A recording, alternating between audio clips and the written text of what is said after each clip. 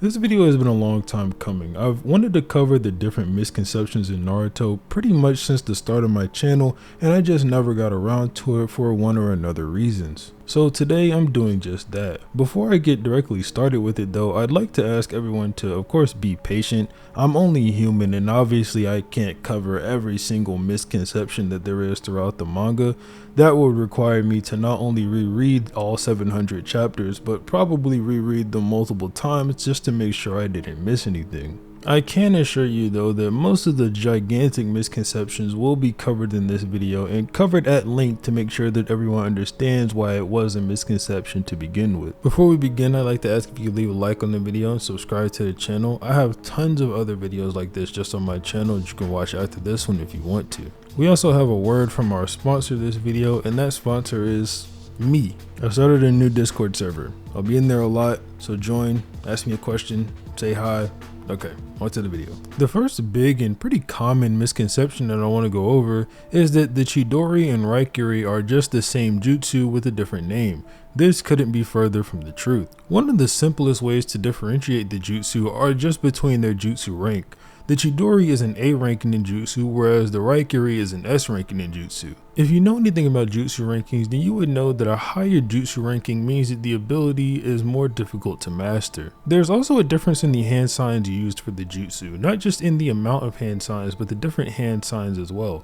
The Chidori requires 4 hand signs, whereas the Raikiri only requires 2. Kakashi seems to omit these hand signs at some points in time, or maybe he just does them off screen or so fast we can't see, but we do know that sometimes he just goes out of his way to not do the hand signs. The Raikiri also doesn't have the chirping sound effect that the Chidori creates. I can't say I blame people for having this misconception though, considering Guy has the same misconception in the series, thinking that the Chidori is also known as Lightning Blade. Sasuke even reassures us in the Deidara fight that these are not the same jutsu. After Deidara keeps mistaking his Chidori for Lightning Blade, he says that his is called Chidori. The method for obtaining Lightning Blade is relatively unknown. If it is the fact that you have to touch a lightning bolt with your Chidori and then it evolves into a lightning blade, we don't really know. We just know that Kakashi at one point in time did do that and now he has the lightning blade. The next misconception is that people say Kakashi says that the Byakugan completely surpasses the Sharingan,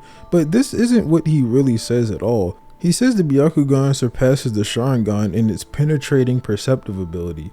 This is very clearly meant to be in reference to the fact that the Byakugan can not only see through solid objects in up to 700 kilometers in some instances, but the fact that the Byakugan can see directly through you and see chakra to a higher and more detailed degree than the Sharingan. If you think about the fact that Kakashi was able to offset the tunnel vision nerf from Chidori with his Sharingan, and that the Byakugan has a 360 degree field of vision, what Kakashi says starts to make a little bit more sense. There is also a misconception that Madara using Kamui in the later half of the war arc is a plot hole. This is just simply not true. The misconception comes from the fact that people don't remember what Obito actually said when he mentioned that he can't use Kamui. He says that with the 10 tails inside of him, he can't pass through things, which is not what Madara did with Kamui. He was using Kakashi's eye and just used a portal to teleport himself into the other dimension. This next one I didn't know until I did more research for this video, but Sasuke did not train for a month in between the preliminaries and finals for the Chunin exams. This mainly comes from Guy and Lee both thinking that Sasuke trained the entire time and saying that it took him just a month to get up to Lee's level of speed. But on chapter 93, we see that it says 15 days since the start of training, and it's talking about Naruto's training when it says that. But on the next page, we see Kakashi doing the rock climbing exercise for the first time, going to the spot where he told Sasuke to meet him so that they can train. A little bit later than that, as Sakura and Ino go try to check on Sasuke in his hospital room, the nurse tells them that Sasuke has been missing from the room since last night, so we do know he was in the hospital for these 15 days. This leads us to the conclusion that Sasuke was training for around 2 weeks before he caught up to Lee's speed, making him just even more of a prodigy. There is this weird misconception that Madara can react to teleportation due to his feats of reacting to both Minato and Tobirama, but this is just a simple misinterpretation. In both examples, what Madara is doing is dodging the attacks that follow after the flying Raijin is already completed. In other words, they teleport and then lunge at their opponent. I also want to mention Sasuke should be able to use every single path of the Rinnegan. It is stated after all that the Rinnegan just gives you access to all of these paths, and while Sasuke has only shown 3 of the 6, Obito, who also just has 1 Rinnegan, is also stated to be able to use all 6 of the paths. He just doesn't use them because Kakashi, Guy, and Naruto know how to counter them all. Another misconception is that Naruto as an adult doesn't have 6-path Sage Mode. I'll show a couple panels on screen while talking about this, but for the most part I want to just breeze past this one since I kinda already explained it more in depth in my When Naruto Became Immune to Ninjutsu video. KCM 2 Plus Sage Mode does give Naruto crosses in his eyes, but it also gives him pigmentation over his eyelid just like eyeshadow. This eyeshadow or pigmentation is not there whenever he's in 6-path Sage Mode, so as you can see when he's an adult and does not have this pigmentation, he still has 6-path Sage Mode. Another huge misconception is that Obito started the entire 4th grade ninja war just over Rin. Rin was the reason Obito joined the dark side. The deeper and deeper he went into the dark side was because of what he saw walking throughout the world. He says this much himself. In the end, all it means is that Obito started the 4th war just because he's an evil bastard. These next two are kind of funny, but some people genuinely think that Rock Lee has no chakra. Just letting it be known, Rock Lee not only has chakra, but his main moves, that being the gates, are all about unlocking and using more chakra. Then there's the people who say Might Guy can't use ninjutsu, which just isn't true. We see him using the summoning jutsu at least on 2 occasions. A lot of people also think that Itachi at the age of 7 was as smart as a Hokage due to Hiruzen's statement. What Hiruzen is actually saying here is that Itachi thinks like a Hokage and the fact that he puts the village first. I think another one of the big misconceptions for Madara is the fact that Kishimoto made him too strong and he just had to introduce Kaguya, who is stronger than him. This one just doesn't make any sense internally. Why would Kishimoto introduce a stronger villain because he couldn't figure out how to get rid of the last one because he was too strong? They were obviously going to get rid of Madara by using the seals on their hand that Hagoromo gave them. This one is likely to require an entire video to explain in depth, but Naruto is not about hard work beats talent. And Rock Lee is not a better representation of Naruto's themes than Naruto himself is. With that misconception, you have also the misconception people think that Neji was right and Naruto was special the entire time and etc etc. This is just an attempt to completely undermine the narrative of Naruto. Neji wasn't right because if Neji was right, Naruto would have fought Sasuke and killed him to continue the cycle of hatred. Naruto was able to break the cycle of hatred, showing that Neji was wrong and you are not tied to your destiny. The next misconception I have up here comes from Danzo, and it's the fact that the 4th Mizukage Yagura was a perfect Jinchuriki. All Danzo says about Yagura is the fact that he has control over his Biju, which does not inherently make him a perfect Jinchuriki. Perfect Jinchuriki are synchronized with their partners and work together. One person does not have control over the other. This same sentiment can be extended to Yugito, who we don't know if she has a relationship with her Biju, just that she can transform into it. Also, this one should be fairly obvious given the later events of the war arc and things that Kabuto said, but Hiruzen did not stop the 3rd coffin from rising whenever Orochimaru was fighting him. Orochimaru couldn't summon the 3rd coffin because that was Minato, and Minato was trapped inside of the Reaper Death Seal. Itachi is not stronger than Hashirama based on this statement that Hashirama says. Hashirama has absolutely never met Itachi, so contextually, him saying Itachi was an even better shinobi than him was probably just talking about the things he was willing to do for the Leaf and his selflessness. Again, this should be fairly obvious, but you have those people out there, you know what I mean. Similarly, Kishimoto never said in an interview that he never had Itachi meet Madara because if he did, the war would be over in 30 minutes. That does not exist anywhere on the internet. You can never find any legitimate source for that. It is nothing but a made up fan rumor. Itachi would probably lose to Madara if they ever came to fight. The next misconception is the fact that people think shinobi can use 100% of their chakra. This couldn't be further from the truth, as it would make the 8 gates completely pointless. All the 8 gates do is remove the limiters on your output and allow chakra to flow completely freely throughout your body with no limiters. Derivatives from this argument would include people thinking that just because you get more chakra would mean you get stronger, when that's not inherently the case. There are transformations like getting KCM or gaining a Ninetales cloak that would raise your output and make you stronger, but simply gaining more chakra is not just going to make you stronger. Similarly, shadow clones do not always split your chakra evenly. You can choose to pour more or less chakra into a clone, and this is even true with the derivatives of the shadow clone jutsu like wood clones. If shadow clones always split your chakra in half, then Naruto would literally only be able to make one clone, whereas we know that that is not true. The number of tails on a tailed beast does not matter to its power until you get to Kurama and Gyuki. They are the strongest 2 Biju, but numbers 1 through 7 can all be ranked differently. Edo Tensei shinobi are weaker than their alive counterparts, but the nerf is not by that much, seeing as Tobirama, who invented the jutsu, says that due to Orochimaru's upping the precision of the jutsu, they are stronger than they were before and now close to their original power.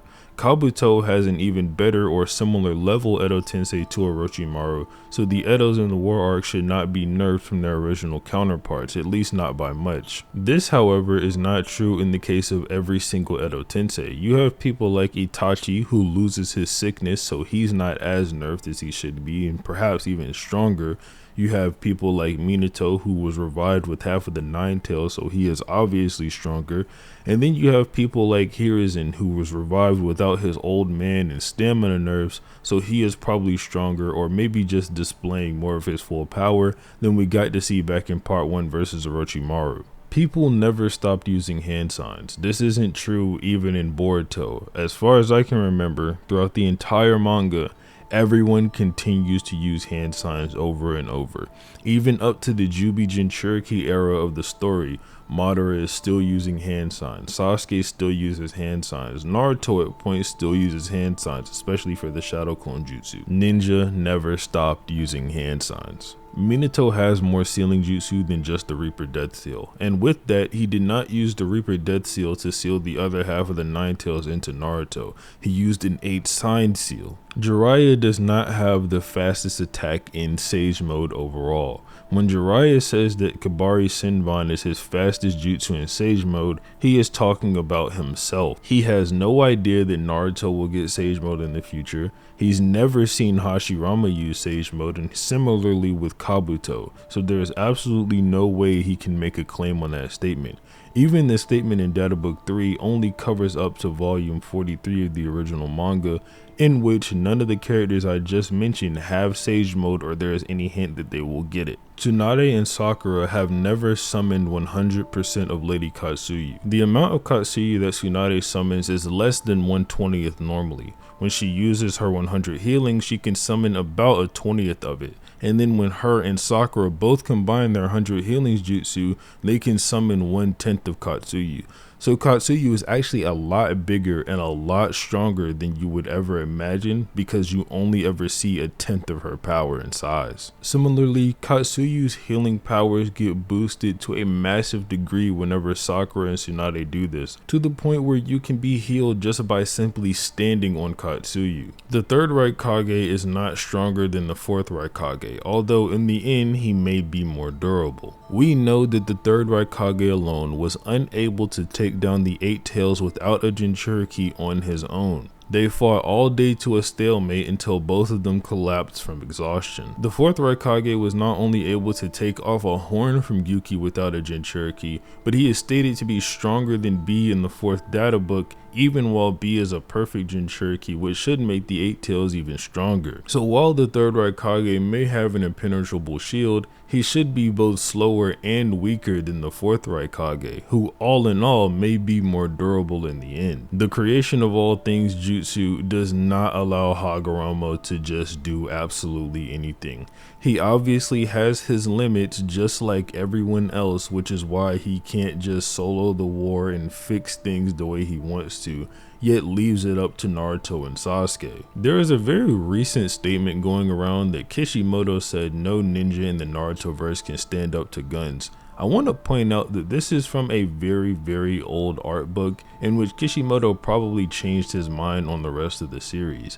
Kishimoto says also in this interview that missiles would never be allowed in the Narutoverse when he literally gave those to a path of pain. He also has later statements like the light fang and the lightning speed, and people who are lightning speed simply are not being tagged by guns, unless he's talking about the fact that when implemented into the world, guns would become extremely powerful and then ninja wouldn't be able to deal with them. But that's an entirely separate and different statement from saying the power of a gun a ninja just can't stand up to. I'm basically just getting at the idea that this statement is either misinterpreted or Kishimoto wanted to and did change his mind in the story later on. Fugaku Uchiha is not relative to Minato. I'm not sure where it came from that Fugaku was ever a Hokage candidate, but this just simply isn't true. The only people who ever wanted Fugaku to become Hokage were the Uchiha clan, and they were the only people advocating for it. There is absolutely no statements or evidence to ever conclude that Fugaku would be anywhere near Minato in terms of power. I almost ended the video without talking about this one, but Hagoromo and Hamura never fought Kaguya in the original manga. In the original manga, Hagoromo and Hamura only fought the Ten Tails, which they didn't know Kaguya had turned into at that point. I bring this up to say that the argument that Hagoromo and Hamura fought a stronger Kaguya than Naruto and Sasuke doesn't exist. That may be true in the anime, but in the manga, it just never happened blatantly. I'm going to say that this is maybe a misconception and bring up how it could be and how it could also not be. When Nagato is using the Rinne Rebirth, Konan says that if he uses it at his current chakra level, he won't survive. This at the very least implies that Konan is saying if he were to use it at a higher chakra level, perhaps Nagato could survive the jutsu.